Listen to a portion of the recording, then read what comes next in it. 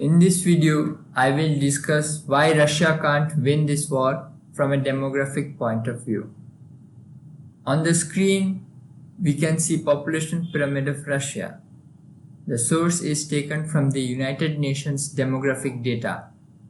The population pyramid is relevant to the present context of Russia-Ukraine war because the industrial automation in Russia is negligible.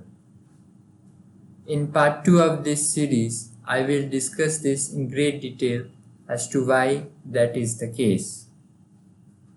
The Russian industry heavily relies on humans to keep everything running. This is where population pyramid becomes important. A population pyramid gives you a picture of the population composition of the country. As you can see in the pyramid, that on the left side represents male and on the right is female. The top section represents the retirees. The bottom represents the children.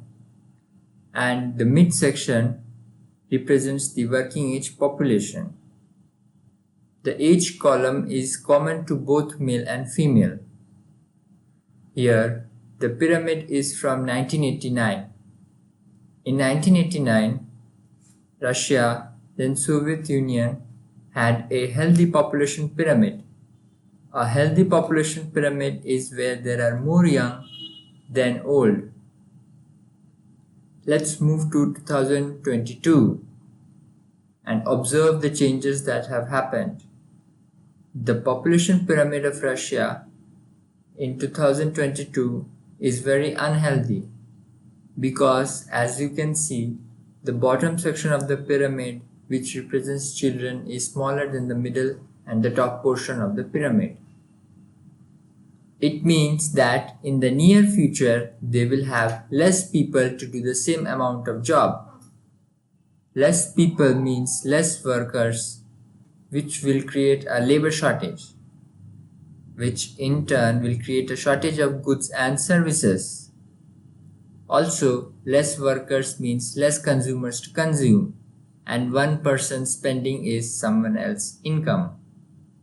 Both of them combined would be a big blow to the already weakened economy due to the various sanctions imposed on Russia by the US and its allies.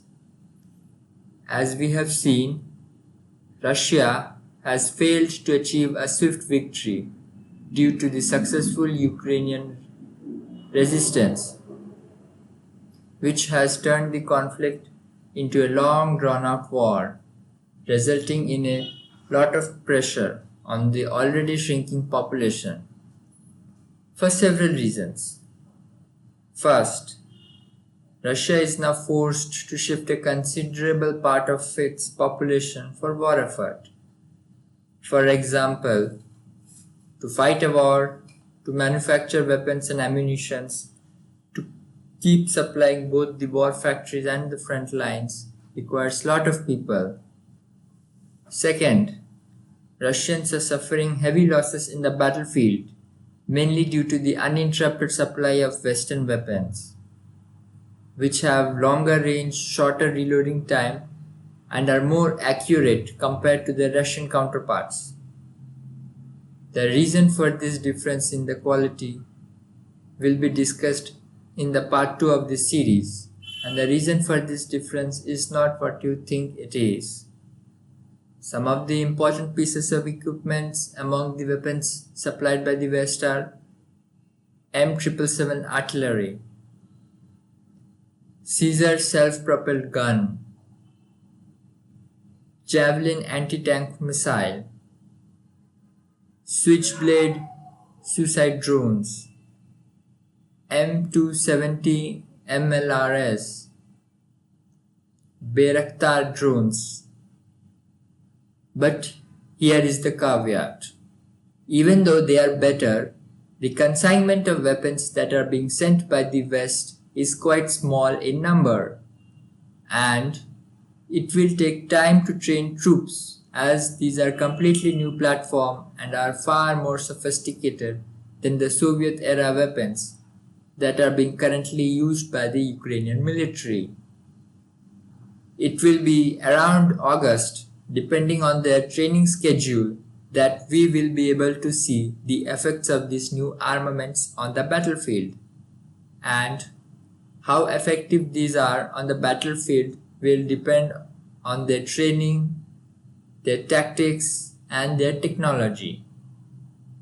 West is not going to dispatch their most high-tech weapons because of a legitimate fear of it getting into the hands of Russia and losing their technological edge. But still, it will be better than the Soviet-era weapons that both sides are using, as apparently Russia is hesitating to use its latest weapons on the battlefield. This has been confirmed by the fact that we don't see much footage of either destroyed or moving T-90s and T-14 tanks. Most of the tanks that Russia is using are mainly old T-62s and T-72s, and the usage of old equipments by Russia is a major factor behind rising Russian casualties. Third, one of the major aspects of Western military aid that is being frequently ignored in the press, which is causing a major havoc in the Russian military, is the supply of vital real-time military intelligence to the Ukraine. West has mobilized its entire military intelligence apparatus to provide key intelligence to Ukraine because the real-time intel allows the Ukrainian artillery and drones to pinpoint Russian military target and destroy them. US is also providing information on the movements of Russian troops to the Ukrainian High Command. Without high-quality intelligence, modern weapons and troops are useless. High-quality intelligence makes a difference in the battlefield. The conclusion: if the war continues, it's just a matter of time before Russia runs out of able-bodied men to fight. This is the end of the video. This is my first video and there are flaws in it, and in the comment section people can point the flaws, and thank you for watching it.